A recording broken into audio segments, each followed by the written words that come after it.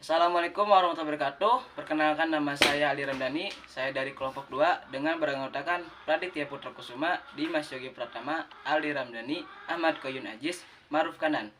Di sini kami akan mempresentasikan tugas dari mata kuliah perpindahan panas dengan judul atau tema mekanisme perancangan heat exchanger menggunakan sistem konveksi dan konduksi. Yang pertama yaitu mekanisme heat transfer. Yang dimaksud dengan mekanisme heat transfer yaitu menurut sistem termodinamika didefinisikan sebagai pergerakan panas melintasi batas sistem karena perbedaan suhu antara sistem. Perpindahan panas memiliki 3 macam atau bentuk yaitu konduksi, konveksi, dan radiasi. Yang dimaksud konduksi adalah proses perpindahan tanpa disertai perpindahan bagian-bagian zat perantaranya. Penjalaran ini biasanya terjadi pada benda padat. Konveksi adalah pengangkutan kalor oleh gerak dan zat yang dipanaskan. Radiasi adalah perpindahan kalor tanpa memerlukan zat perantara, biasanya disertai cahaya. Ada contoh atau satu kegiatan yang meliputi 3 bentuk tersebut, yaitu saat merebus air. Yang masuk kategori radiasi yaitu perpindahan panas dari api ke tangan. Yang masuk kategori konveksi mendidihnya air dalam panci. Dan yang ketiga masuk kategori konduksi yaitu perpindahan panas dari panci sampai ke tangan melalui gagang panci. Dengan menggunakan rumus yang ada di slide 2 dan slide 3, kita akan mengetahui hasil jawaban dari konveksi, radiasi, dan konduksi. Mekanisme heat exchanger. Heat exchanger adalah alat penukar panas yang berfungsi mentransfer panas dari fluida satu ke fluida lainnya, baik satu fasa maupun banyak fasa. Aliran heat exchanger terbagi menjadi 2. Yang pertama yaitu aliran CO current.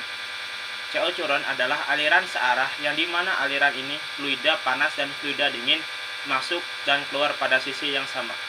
Yang kedua yaitu aliran Sunder current.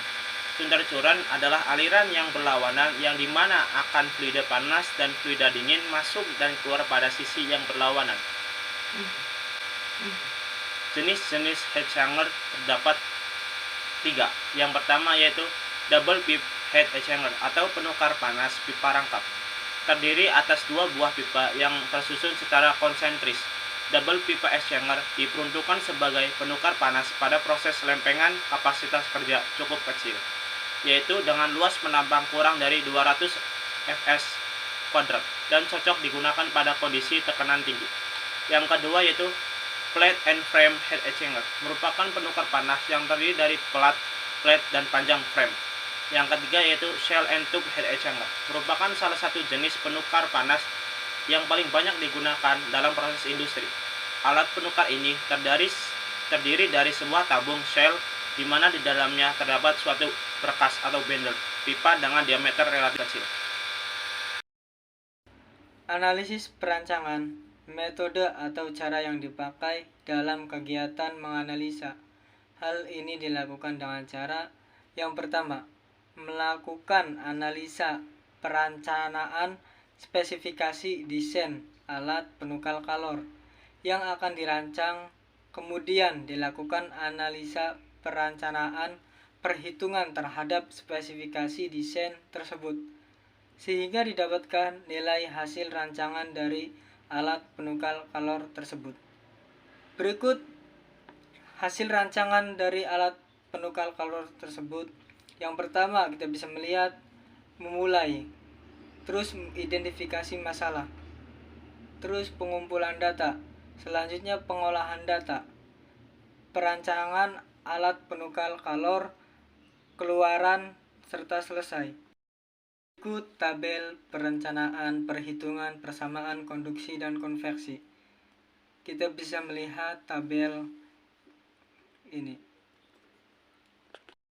Perhitungan persamaan untuk perpindahan panas dengan cara konduksi dengan rumus QK per min K kali A kali dt per dx, di mana QA yang artinya laju aliran panas dengan cara konduksi dengan satuan watt, K konduktivitas thermal bahan dengan satuan watt per meter kuadrat atau derajat Celcius.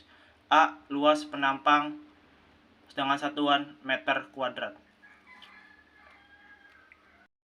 Hitungan persamaan untuk perpindahan panas dengan cara konveksi dengan rumus Q_kon per Hc kali A kali delta T, di mana Q_kon laju perpindahan panas dengan satuan watt, Hc koefisien perpindahan panas konveksi dengan satuan watt meter kuadrat atau derajat Celcius, A. Luas penampang meter kuadrat, delta T beda antara suhu permukaan dengan suhu fluida yang digunakan dengan satuan derajat Celcius. Berikut sumber-sumber atau referensi yang kita dapat dari jurnal dan buku-buku yang kita telah baca. Sekian presentasi dari kelompok 2. Wassalamualaikum warahmatullahi wabarakatuh.